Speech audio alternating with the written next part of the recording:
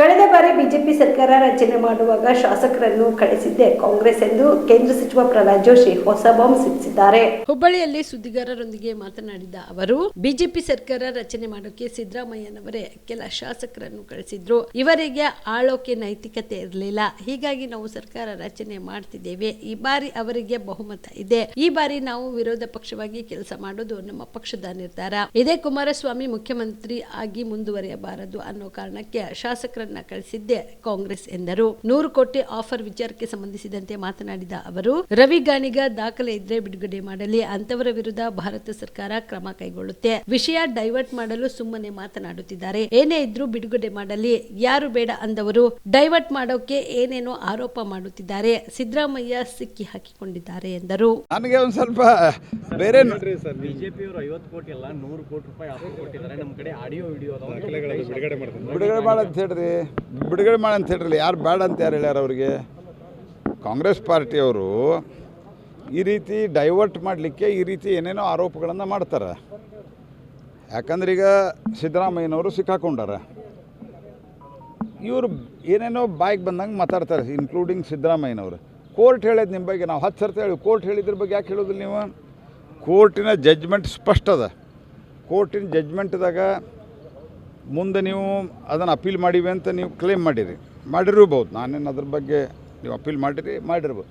ಅಪೀಲ್ದಾಗೂ ನಿಮ್ದು ಹಳೆ order stay ಆಗಿಲ್ಲ ಅಂದರೆ ಎಕ್ಸಿಸ್ಟಿಂಗ್ ಈಗೇನು ಆಲ್ರೆಡಿ ಆರ್ಡರ್ ಆಗ್ಯದ ಅದು ಫೋರ್ಸ್ದಾಗದ.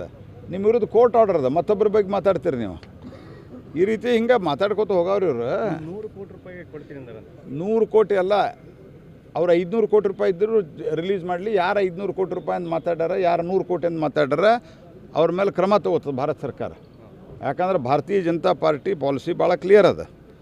ಹೋದ ಸರ್ತೆ ಕೆಲವರು ಯಾರು MLAಗಳು ರಾಜೀನಾಮೆ ಕೊಟ್ಟು ಬಂದಿದ್ದರು ಅವರನ್ನು ಕಾಂಗ್ರೆಸ್ ಪಾರ್ಟಿನೇ ಕಳಿಸಿತ್ತು.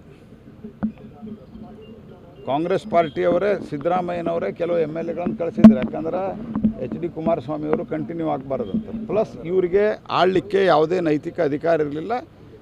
ಯಾರು ಕೆಲವರು ಬಂದ ನಂತರ ನಾವು ಅವರನ್ನು ತಗೊಂಡು ಸರ್ಕಾರ ಮಾಡಿದ್ದೀವಿ. ಈ ಸರ್ತೆ ಜನ ಅವರಿಗೆ ಸ್ಪಷ್ಟವಾದಂಥ ಮ್ಯಾಂಡೇಟನ್ನು ಕೊಟ್ಟಾರ. ಸಿದ್ದರಾಮಯ್ಯನವರ ಮತ್ತು DK ಶಿವಕುಮಾರ್ ಅವರ ನೇತೃತ್ವದಲ್ಲಿ ಕರ್ನಾಟಕ ಕಾಂಗ್ರೆಸ್ ಪಾರ್ಟಿಗೆ ಕರ್ನಾಟಕದ ಜನ 2023ಕ್ಕೆ ಸ್ಪಷ್ಟ ಮ್ಯಾಂಡೇಟ್